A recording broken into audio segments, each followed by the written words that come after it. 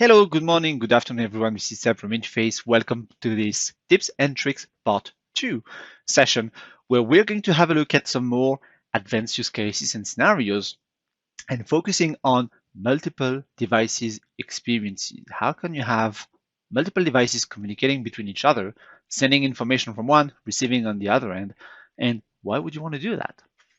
So a couple of use cases. Option number one, you own and installed both ends of the system. So you own the two or more devices. Let's take the example of a museum or a corporate showroom or briefing center where you have maybe a small device, usually touch like a tablet or a small touch all-in-one. And then a larger, usually non-interactive device like a video wall, a projection wall, things like that.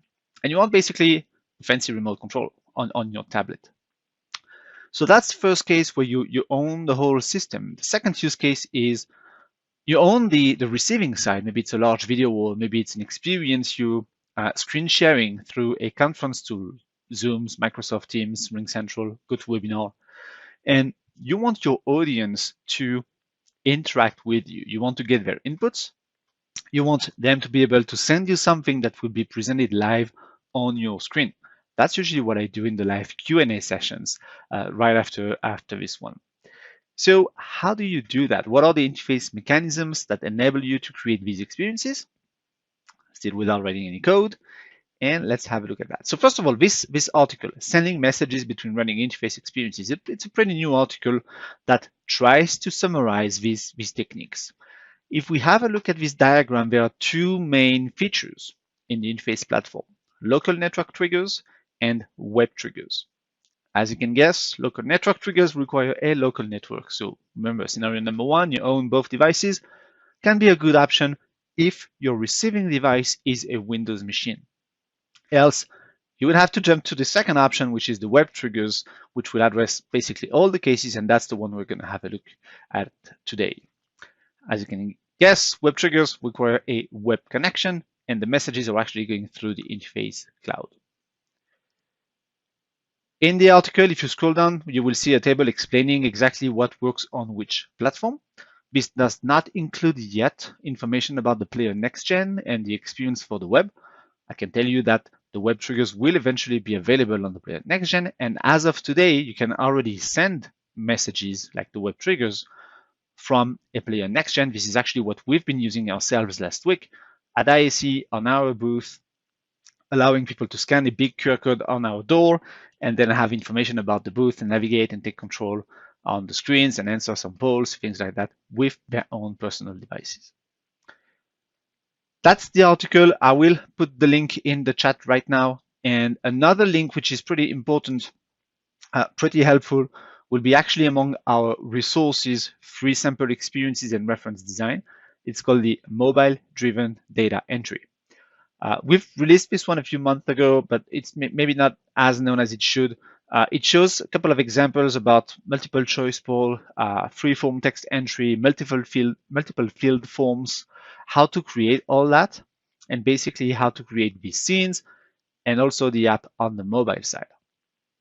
When we released that reference design, we did not have Player Next Gen, we didn't have XP for the web, so you had to create yourself the user interface for the web using Webflow, WordPress, whatever web design tool you wanted to use. Today, with Interface Next Gen, you can create this mobile app directly within Composer, and that's what we're going to have a look at in this session. You do have a longer video explaining more in detail. So again, I will put the link to this page right now in the chat. So let's try to build a quick two-device thing. We need the sender and we need the receiver. So I'm going to open a first Composer, call it the receiver. Let's call it the video wall. That will be the one that will receive the web trigger, the messages, and do something on the screen based on these messages. And then we will have the sender. I'm going to put that on the right-hand side. I set it as portrait, so we have visual differences between the two, and I'll call it the remote controller. So first tip, yes, you can open two composers or more on a single machine. You can use the Windows shortcuts to split your screen and have the two composers side by side, or I would really recommend to have a multiple screen setup and not being forced to do a screen recording on a single screen like I'm doing right now. That being said, let's start with the receiver and add our web triggers. So we go into the interface assets panel. We can search here for web and we will find the web triggers. In this session, I don't want to go too much into the details. I want to show you quickly how to build this communication, right? So the only thing I'm going to do here is to just drag and drop the web triggers. By doing this, you're getting a default basic design accelerator, but that includes some triggers that will do something when a message is received. It will actually print out the message and the different parameters at the bottom of the box. So on this side, that's all we need to do. I'm going to do a Control S to save and start playing this experience. So it's actually already connected to the interface cloud and ready to receive some messages. Part one, fairly easy. Next, how do we send these messages? Even though we are not going to write some code, we need to understand what an API is and how it works. The easiest way to do that is actually to go on the My Interface portal and go to the Interface API Guide. We have two main API sets, the web triggers and the share and deploy. That's the web triggers we are talking about today. This dynamic interactive documentation will enable you to test your API and to actually send messages directly to your experience. First thing you need to do is to authorize the API. So click on the authorize button. It will ask for a credential key. I'm going to open that in another tab and do a quick copy and paste that you will not see here. So that's my credential key that I have created for the show. This will be revoked right after the event, right after the recording, so don't try to use this one. I'm going to click on authorize and done. And from now on, I can test one of these two web services just to make sure that I have everything running correctly and I'm logged in on the right account, both in my composer or my players and on my API documentation. I'm going to try to get available experiences. So scrolling down, just do an execute all the default things. I should see here I have one experience connected, which I call the web trigger receiver. That's the one which is running in the background right now. So I'm good to go. That's my Seb's demo player. That's me. All right, so I have somebody ready to receive a message. Now I'm going to try to send a message. So again, try it out. Message, my super message here. Now to make sure that it works and it's fast, I'm just using some regular Windows shortcuts to put this on the side and hit the execute button. That was pretty fast. And I'm on a lousy 4G connection when I'm recording this session. So even though it goes through the web, these are very lightweight payloads. And provided you do have an internet connection, these messages will be really fast to go and to receive on your end. So I got a message here. From that message, I could play a video. I could switch to another scene. I could do whatever I want to change the content on the video wall. I recommend going through that step first. So you make sure that the receiver is okay, working, does what it's supposed to do when it actually receives this message. And then we can move on to the next step, which is how to send these messages now, not from a custom HTML, but from another interface experience that could be published on the web. Well, we just use an API here.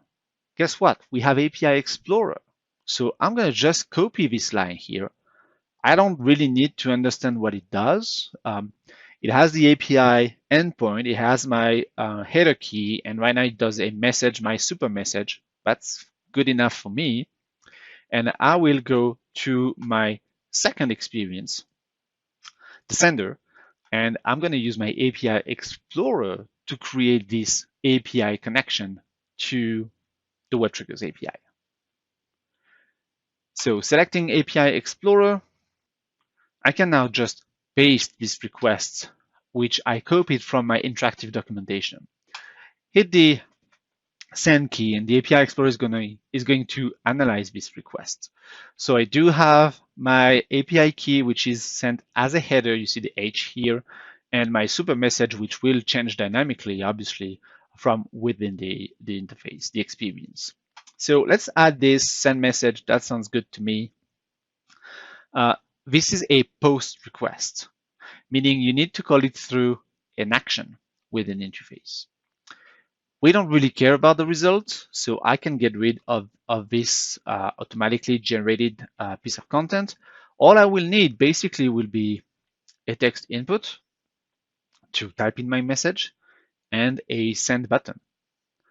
So on my send button, let's call that send, I will add a trigger. When I hit the send button, I want to send a message using my API, and I don't want to send my super message.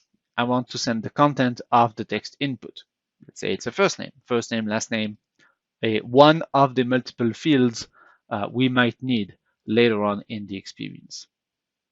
So I need to go into my text input, which, another tip, name your assets. Don't keep the regular text input name here. Pick the text property, and that should already work. That's it.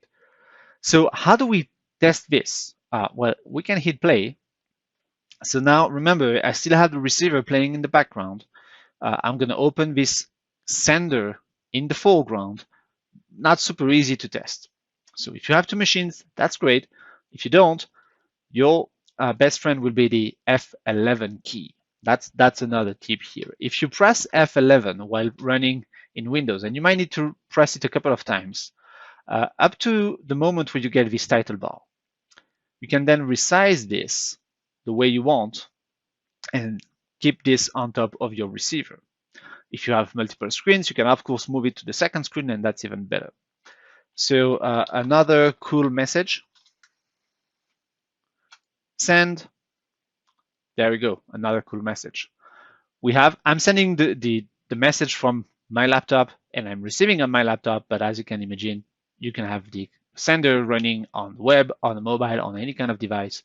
Through the API key, this is going to send a message to, right now, all the devices connected under my account. But if you go into the details of the API, you can specify exactly on which device, using a unique device ID, you want to send that message to. And that's what we're encoding in the QR codes.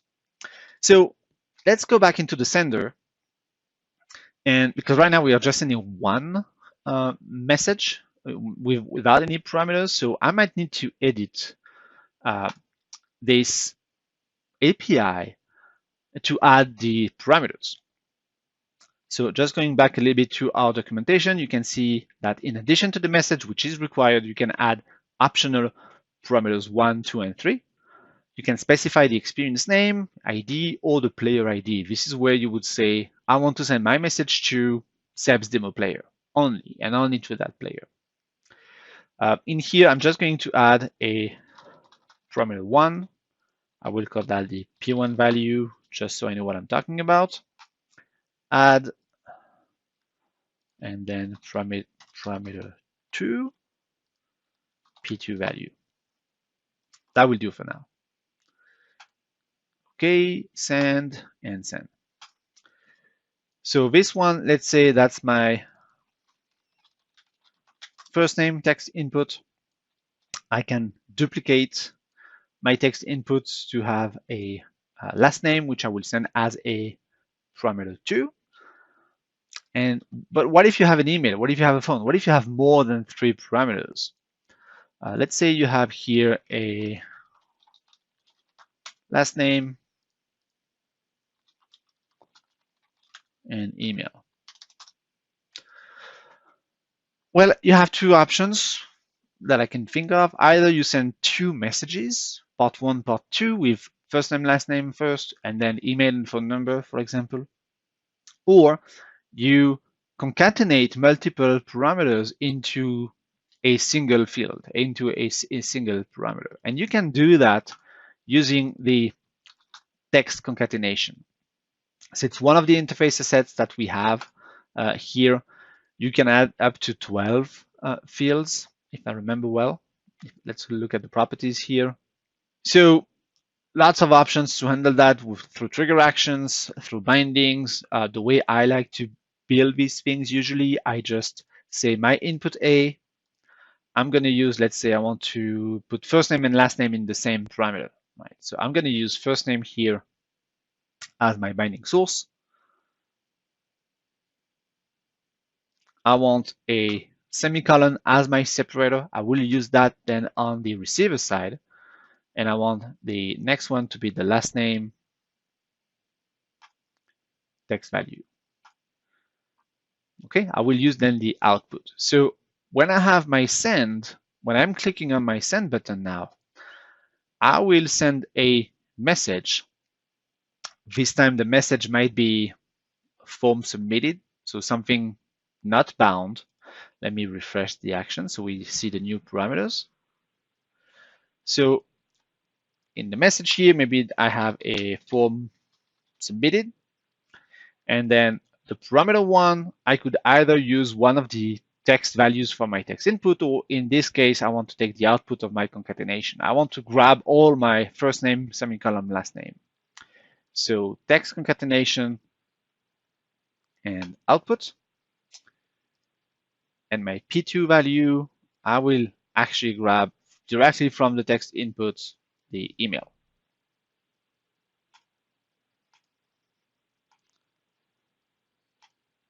Okay, Control S just to save my work, hitting play. So remember, I'm using F11 to move this window on the side, so it's a bit easier to test my two experiences at the same time. First name, I'm going to put Seb, Meunier as my last name, and then I'll put the email address of the support team. There we go. And I did change the separator to dash dash because semicolon is not a good idea in an API. So I do have my form submitted, first name, separator, dash dash, Meunier, and then support@interface.com. You could have a phone number, you could have as many parameters as you want in the end using this concatenation technique. So that's, in a nutshell, how you build the receiver side, how you build the sending side. This can work on a phone, directly on the web, provided you have the right API key and the right device ID that you want to send your message to. I'm going to switch to a more finished sample so you get a more realistic idea of what you can build. Let's do that. All right, so we're taking the example here of a video wall, maybe one huge wall or one that you can cut in 2x2, and a tablet that you can use as a remote. So big wall is not touch, tablet is, and then somebody has the choice to put a video on that wall. First interesting thing, and that's a transition to one of my other sessions about the headless CMS, the two experiences are using the same base, the same content. I have a list of videos, which include the video itself and a snapshot, because the tablet doesn't need the video, with some tags for filtering. And then I do have some settings that tell me, hey, this tablet should send the messages, the web triggers, to this particular demo. So in my case, I'm using Seb and Seb. These are the same machines. But if I had an iPad that needed to send the messages to Seb's demo player, that's where I would put the name, and this particular experience would automatically know in the API which target I'm supposed to send the message to. So let's hit play on these two experiences. Again, on the remote control, I'm going to use my F11 trick to have a smaller remote like here. You can see this was filtered and it detected that I'm running on Seb's demo player. I need to send my messages to Seb's demo player. If I just do a quick drag and drop from a first video here, it's now playing this send video in the background. If I switch to a 2x2 mode, I can throw in a video in the top left corner, in the bottom right corner here, or as many videos as I want.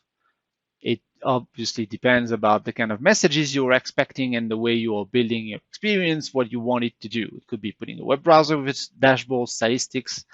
Again, the sky is the limit here. So that's an example. These two examples, by the way, will soon be published in the marketplace. So you can see how we built them using the headless CMS and the web triggers and this automatic filtering using the system information to know which remote should send the messages to which video wall. If you have any questions, here comes the live Q&A session. Thank you.